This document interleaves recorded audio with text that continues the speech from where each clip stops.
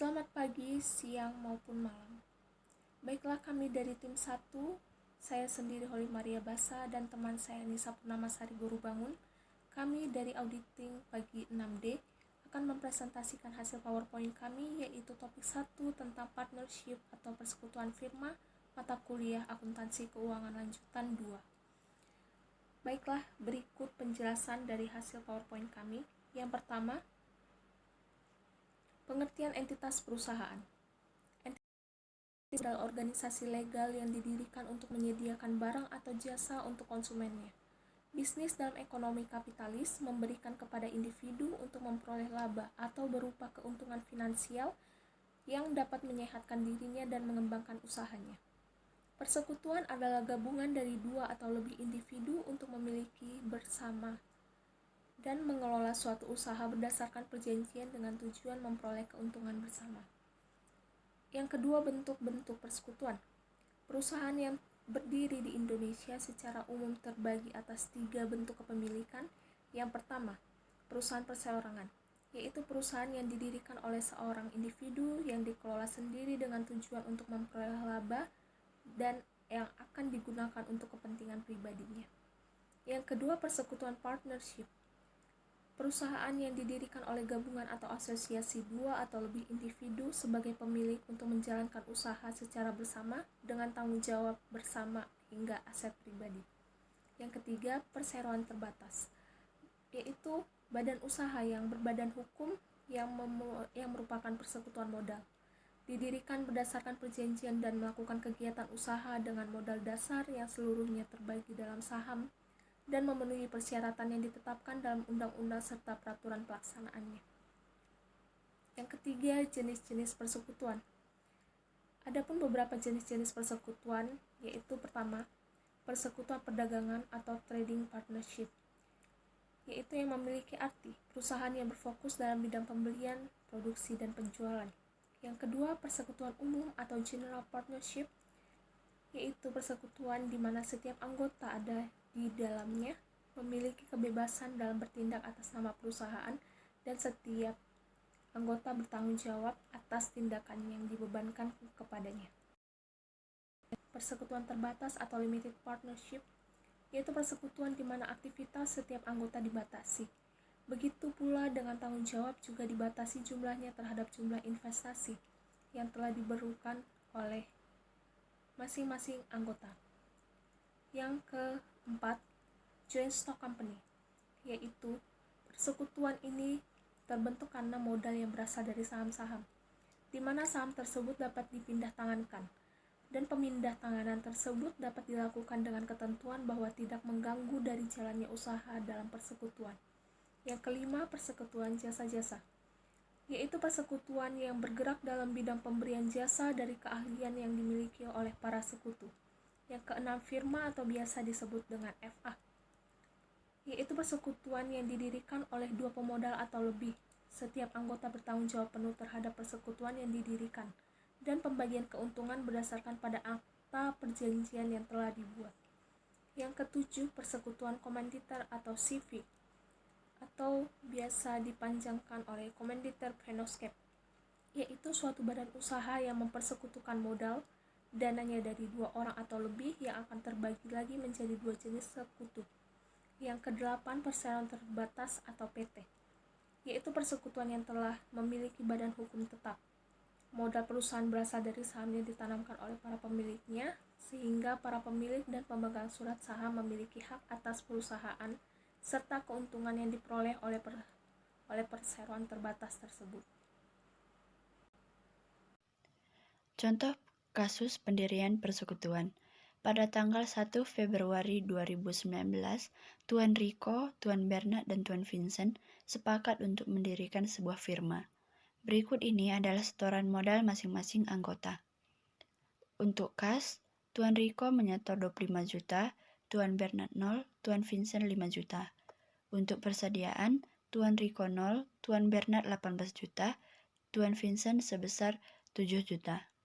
Untuk kendaraan, Tuan Rico menyetor 2 juta, Tuan Bernard 0, Tuan Vincent 8 juta. Untuk tanah, Tuan Rico 0, Tuan Bernard 7 juta, Tuan Vincent 15 juta. Untuk bangunan dan kantor, Tuan Rico 3 juta, Tuan Bernard 0, Tuan Vincent 0. Jumlah modal yang disetorkan Tuan Rico sebesar 30 juta, Tuan Bernard sebesar 25 juta, Tuan Vincent sebesar 35 juta. Jurnal yang harus dibuat untuk mencatat transaksi penyetoran modal masing-masing anggota adalah sebagai berikut.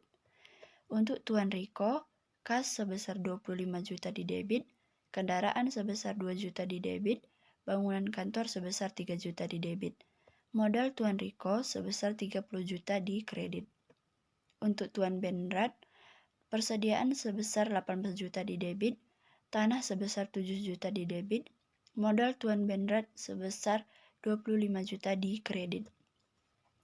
Untuk Tuan Vincent, kas sebesar 5 juta di debit, persediaan sebesar 7 juta di debit, kendaraan sebesar 8 juta di debit, tanah sebesar 15 juta di debit. Modal Tuan Vincent sebesar 35 juta di kredit. Apabila masing-masing rekening sudah dicatat dalam buku besarnya, maka neraca awal pada saat pendirian firma akan tampak sebagai berikut. Firma RBF, neraca awal periode 1 Februari 2019. Aktiva lancar, kas sebesar 30 juta, persediaan sebesar 25 juta, total aktiva lancarnya sebesar 55 juta. Untuk aktiva tetap, tanah sebesar 22 juta, bangunan kantor sebesar 3 juta, kendaraan sebesar 10 juta, total aktiva tetapnya sebesar 35 juta. Jadi, total seluruh aktivanya sebesar 90 juta. Hutang 0. Untuk modal Tuan Rico sebesar 30 juta, modal Tuan Bernard sebesar 25 juta, modal Tuan Vincent sebesar 35 juta. Total modalnya sebesar 90 juta. Karakteristik firma. Yang pertama, didirikan oleh 2 orang atau lebih dalam suatu perjanjian. Yang kedua, menggunakan satu nama usaha bersama dalam menjalankan semua kegiatan usaha. Yang ketiga, para anggota secara aktif mengelola perusahaan dan memiliki tanggung jawab bersama kepada pihak ketiga. Yang keempat, keanggotaan firma sangat mengikat dan berlaku seumur hidup. Yang kelima, para anggota firma memiliki hak untuk membubarkan firma. Yang keenam, setiap anggota firma bisa melakukan suatu perjanjian dengan pihak lain. Yang ketujuh, semua keuntungan dibagi secara proporsional kepada para anggota. Pendirian firma. Firma termasuk di dalam badan usaha yang tidak berbadan hukum. Pengertian dari firma adalah Vennootschap onder firma, yang artinya suatu perserikatan dalam antara beberapa perusahaan, atau juga disebut sebuah bentuk persekutuan guna menjalankan usaha antara 2 orang atau lebih dengan menggunakan nama bersama. Berdasarkan pasal 16 KUHD atau Kitab Undang-Undang Hukum Dagang, pengertian persekutuan firma adalah setiap perusahaan yang dibangun atau didirikan di bawah nama bersama, atau firma sebagai nama, brand, atau merek yang dipakai untuk berdagang bersama-sama guna menjalankan suatu perusahaan. Ketentuan umum untuk mendirikan firma. Yang pertama, para pendiri adalah warga negara Indonesia. Yang kedua, para pendiri memiliki KTP atau kartu tanda penduduk. Yang ketiga, minimal 2 orang sebagai pendiri dan pengurus perusahaan. Yang keempat, berkedudukan di wilayah Republik Indonesia. Yang kelima, didirikan dan dibuat dengan akte oleh notaris. Yang keenam, tujuan usaha tidak bertentangan dengan hukum. Prosedur pendirian firma berdasarkan pasal 22 KUHD. Pertama, persekutuan firma harus didirikan dengan akte otentik. Artinya, firma tidak memungkinkan atau dikhawatirkan untuk disangkalkan kepada pihak ketiga bila akte otentik tersebut tidak ada. Kemudian selanjutnya, setelah akte pendirian dibuat, maka harus kita daftarkan ke Paniteraan Pengadilan Negeri di daerah tempat di mana firma akan didirikan atau berkedudukan, dalam pasal 23 KUHD dan pasal 28 KUHD. Selanjutnya, akta pendirian tersebut diumumkan dalam Berita Negara Republik Indonesia.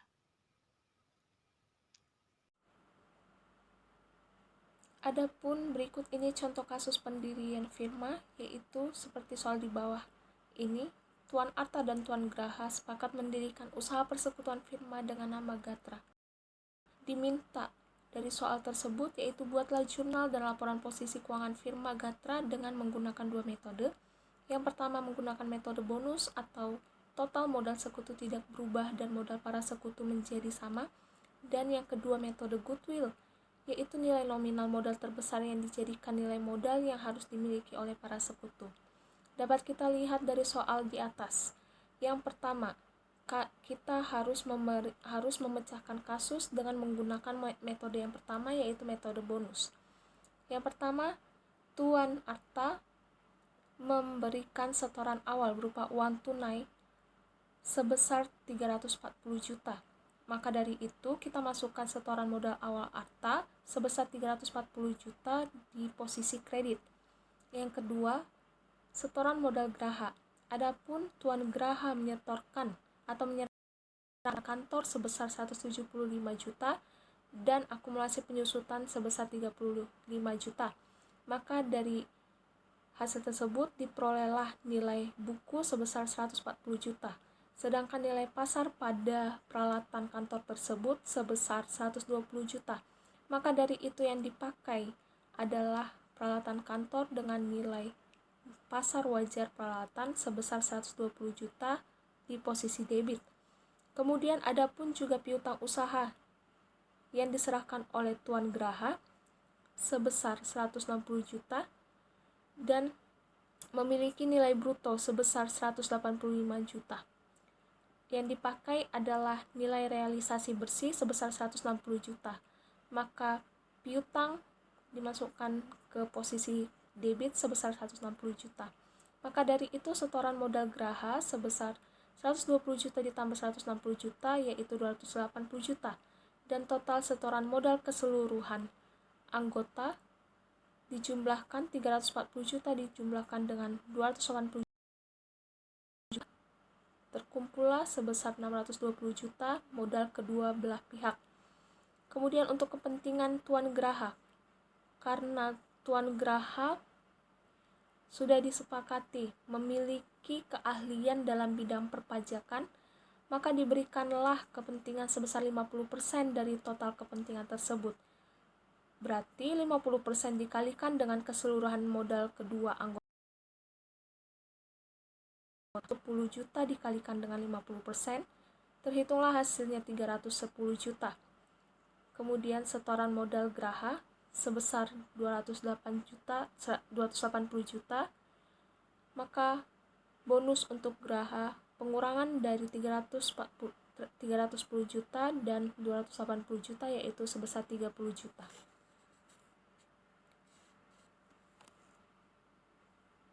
Kemudian jurnal atas transaksi tersebut dicatat sebagai berikut. Masuk dalam kas bertambah di debit dan modal Arta bertambah di kredit sebesar 340 juta. Yang kedua, peralatan kantor yang telah diserahkan oleh Graha sebesar 120 juta di debit dan piutang usaha sebesar 185 juta di debit. Sedangkan cadangan piutang tak tertagih sebesar 25 juta di kredit dan modal Graha 280 juta di kredit. Kemudian modal Arta untuk bonus terhadap Graha. Modal Arta dihitung 30 juta dan modal pada Graha mendapatkan bonus sebesar 30 juta di kredit. Maka dapatlah hasil di debit sebesar 675 juta dan di kredit 675 juta. Maka hasil dari jurnal di atas menandakan bahwa transaksi tersebut balance. Kemudian laporan posisi keuangan atas transaksi tersebut dicatat pada pembukuan firma Gatra dengan metode bonus sebagai berikut. Aset lancar. Diketahui kas sebesar 340 juta, piutang usaha sebesar 185 juta, cadangan piutang sebesar 25 juta, total aset lancar sebesar 500 juta, total aset tetap sebesar 120 juta, dan total aset keseluruhan sebesar 620 juta. Kemudian liabilitas. Dalam kolom liabilitas tidak ada, dan ekuitas. Pertama, modal arta sebesar 310 juta, modal geraha 310 juta, maka ekuitas keseluruhan yaitu sebesar 620 juta. Maka total liabilitas dan ekuitas sebesar 620 juta. Dari laporan posisi keuangan tersebut menandakan bahwa posisi total aset dan total ekuitas dan liabilitas menandakan balance atau keseimbangan. Kemudian pemecahan kasus dengan menggunakan metode goodwill. Yang pertama, kepentingan.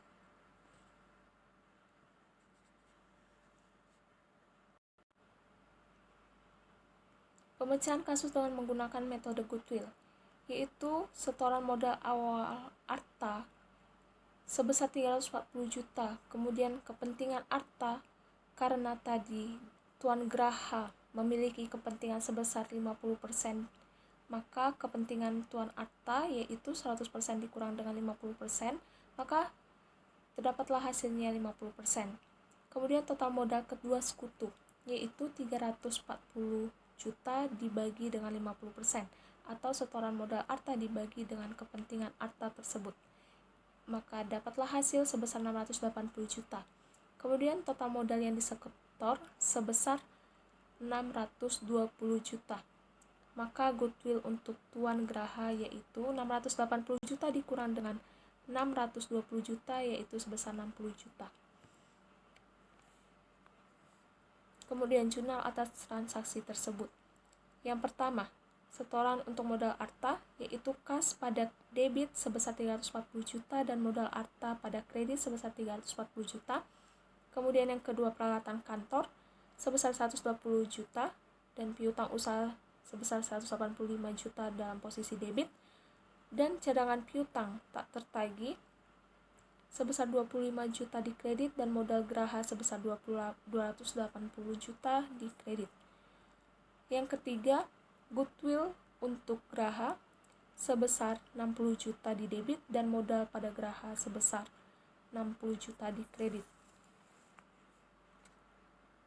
Dan yang terakhir, laporan posisi keuangan atas transaksi tersebut dicatat pada pembukuan firma Gatra dengan metode goodwill sebagai berikut. Aset lancar. Terdapat kas piutang usaha sebesar 185 juta, cadangan piutang usaha sebesar 25 juta dikurang total aset lancar sebesar 500 juta dan total aset tetap sebesar 120 juta. Kemudian goodwill terdapat pada pemecahan kasus dengan metode goodwill tadi sebesar 60 juta. Dijumlahkanlah seluruhan aset yaitu sebesar 680 juta. Kemudian liabilitas tidak ada, ekuitas.